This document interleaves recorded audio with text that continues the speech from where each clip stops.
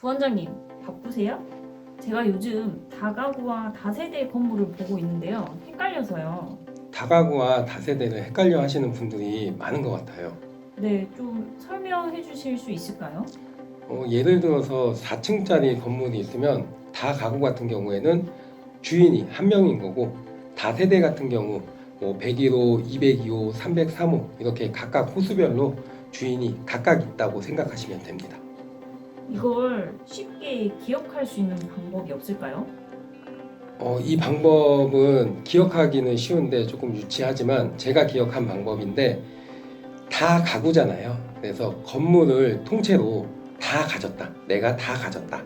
해서 다 가구다. 저는 이렇게 기억을 했었어요. 만약에 건물에 10개 호실이 있으면 다가구는 등기부 등본도 단독 등기로 되어 있고, 다세대 같은 경우에는 10개의 등기부로 되어 있겠죠.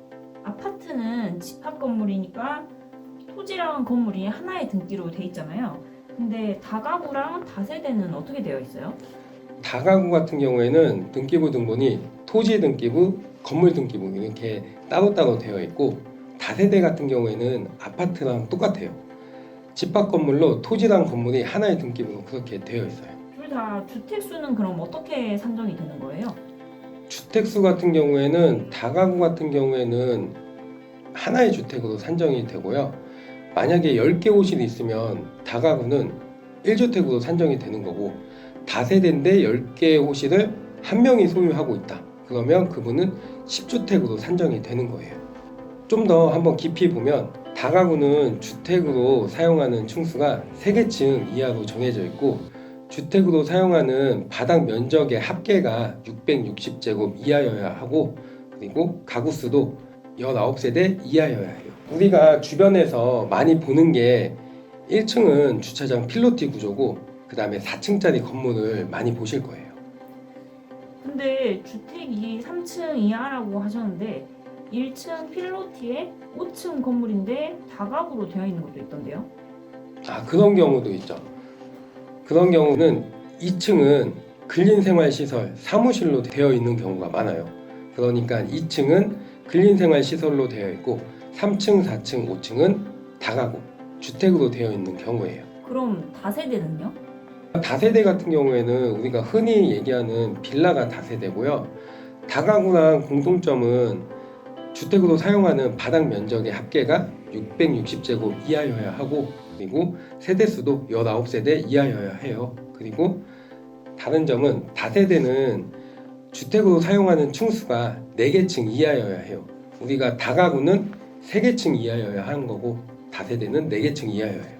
그리고 각각 세대마다 주인이 있어서 세대별로 매매랑 임대가 이루어지는 게 다세대라고 볼 수 있어요.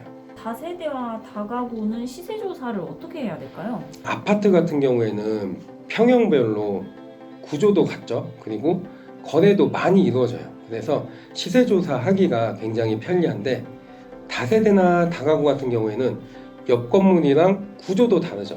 연식도 다르죠. 평형도 달라요. 게다가 거래까지 활발하지 않아요. 그러면 시세 조사하기가 아파트보다는 훨씬 어려워요. 그래서 다가구나 다세대는 아파트보다는 임장이 중요해요. 무작정 임장을 가는 것보다는 저는 인터넷이나 전화로 최대한 내가 손품을 판 후에 그리고 임장 가는 걸 추천드려요. 우리가 흔히 자주 사용하는 디스코 부동산, 그리고 부동산 플래닛, 아실, 네이버 부동산, 이렇게 여러 가지 부동산 관련 사이트를 참고하시면 좋을 것 같아요. 물건으로 임장 전에 조사하는 거 한번 해볼까요? 네. 이렇게 지금 청주에 있는 경매 물건인데 한번 볼게요. 먼저 사진을 한번 볼게요. 보면 1층은 주차장이고 필로티 구조죠. 그리고 2층, 3층, 4층 이렇게 되어 있는 다가구 건물이에요. 보면 1층은 계단실로 되어 있고, 2층은 3가구, 3층은 4가구, 4층은 1가구 이렇게 되어 있는 다가구 주택이고, 사용 승인은 20년 12월 달에 사용 승인이 나서 거의 신축급 다가구라고 볼 수 있어요. 아까도 말씀드린 것처럼 이렇게 토지 등기부, 건물 등기부 이렇게 각각의 등기부로 되어 있어요. 디스코 부동산으로 한번 주변 시세를 볼게요. 지금 이쪽에 있는 다가구 물건이고 대지 면적, 연면적이 적혀 있고 2020년도에 사용 승인이 됐어요. 밑으로 쭉 내리면 가구 수가 이렇게 있거든요. 주변에 최근 거래된 걸로 비슷한 면적에 비슷한 가구 수 해서 조사를 한번 해보면 될 것 같아요. 바로 위에 있는 대각선에 있는 이 물건 한번 보면 대지 면적이 240이에요. 경매 물건보다는 조금 작아요. 연면적은 거의 비슷한데 연식이 이거는 2023년식 거의 신축이라고 보시면 되고 가구 수는 그 대신 6가구. 바로 옆에 있는 거 한번 보면 23년도 12월 달에 거래가 됐어요. 9억 3천에. 대지 면적 저희 거랑 거의 비슷해요. 연면적도 거의 비슷하고 사용 승인도 2019년이에요. 가구 수도 경매 물건이랑 똑같이 8가구예요. 여기도 2020년도에 거래가 됐고 건물은 2017년식이고 매매 가격은 8억 1천, 9억 5천, 8억 7천, 8억 9천. 주변에 다가구들이 거의 다 비슷할 거라고 생각을 해요. 얘도 역시 8가구예요. 이렇게 주변에 실거래가 등록되어 있는 것들 보면 최근 실거래가 굉장히 많이 있거든요. 그래서 이걸 보면 지금 경매 물건의 대략적인 가격은 내가 조사를 할 수가 있어요. 그래서 제가 봤을 때 이 물건의 가격은 지금 임장을 물론 해봐야겠지만 대략 한 9억에서 10억 정도 하지 않을까 생각은 하고 있습니다. 이렇게 조사하면 되는데 크게 어려운 거는 없죠? 네.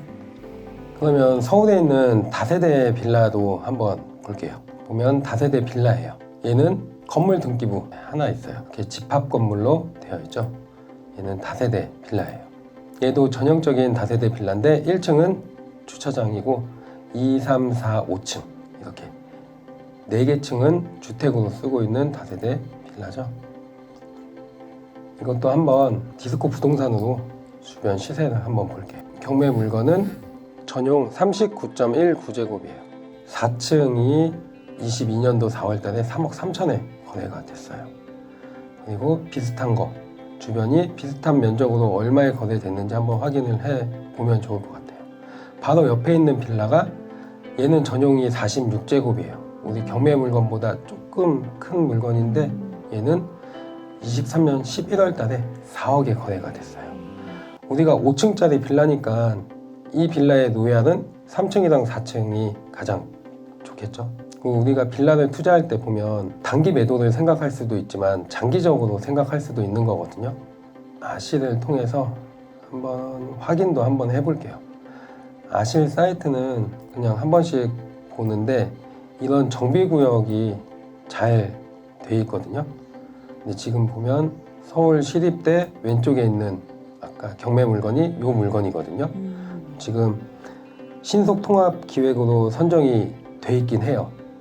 돼 있긴 한데 이게 언제 될지 모르지만 일단은 지금 현재 이렇게 돼 있어요. 그리고 부동산 플래닛 또 한번 보면 저는 이거 같은 경우에는 실거래를 보려고 보는 건 아니고 노후도를 보려고 좀 보거든요.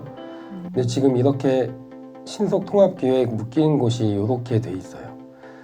우리가 빨간색은 노후도가 심한 거고 파란색으로 갈수록 신축이라고 보시면 되는데 노후도가 전체적으로 그렇게 엄청나게 심하진 않아요. 그래서 이 빌라 같은 경우엔 재개발까지 생각을 하고 간다? 그러면 시간은 조금 걸릴 수는 있겠다. 지금 비록 신속통합기획으로 선정이 돼 있지만 조금 시간은 걸릴 수도 있겠다 생각은 할 수 있겠죠. 위치는 근데 청량리역 그리고 회기역의 중간 지점이에요. 그래서 위치는 나쁘지 않은 곳이에요. 위치는 괜찮은 곳이고 저희가 몇 달 전에 공매로 재개발 물건을 받은 지역이 이쪽 지역이거든요. 청량리역 왼쪽에 있는 지역인데 보면 다 빨간색이에요. 노후도가 그만큼 심한 지역이거든요. 이 지역은 지금 어떻게 돼 있나 보면 아실로 한번 가보면 전부 다 지금 묶여 있어요. 사업 시행 인가 이렇게 다 났고 전부 다 재개발 될 지역들이에요. 거의 조만간. 근데 이쪽 지금 경매 물건지는 아직까지는 그렇게 재개발까지는 바라면 안 되지만 향후에는 얘도 청량리역이 개발되고 그러면 얘도 재개발이 더 탄력을 받지 않을까 생각을 하고 있어요. 감정가 3억 8천인데 디스코 부동산으로 봤을 때 지금 시세가 딱 감정가 정도 저는 되지 않을까 생각은 하고 있어요. 그래서 신권에 들어가는 건 아닌 것 같고 한번 유찰 하면 들어갈 만하다고 생각해요. 조사는 이거보다 더 이제 좀 더 디테일하게 조사는 해야 되고, 그리고 주변에 부동산들이 있으니까 임장 가기 전에 미리 부동산에 전화해서 시세 조사도 하고 가서 이제 시간 약속도 미리 잡고 그러고 임장을 가시면 좋을 것 같아요. 또 궁금한 거 있나요? 아니요. 오늘 잘 안 것 같아요. 선생님 그러면 다음번에는 공매 물건을 가져가서 한번 여쭤볼게요. 네, 마음대로 가져오십시오.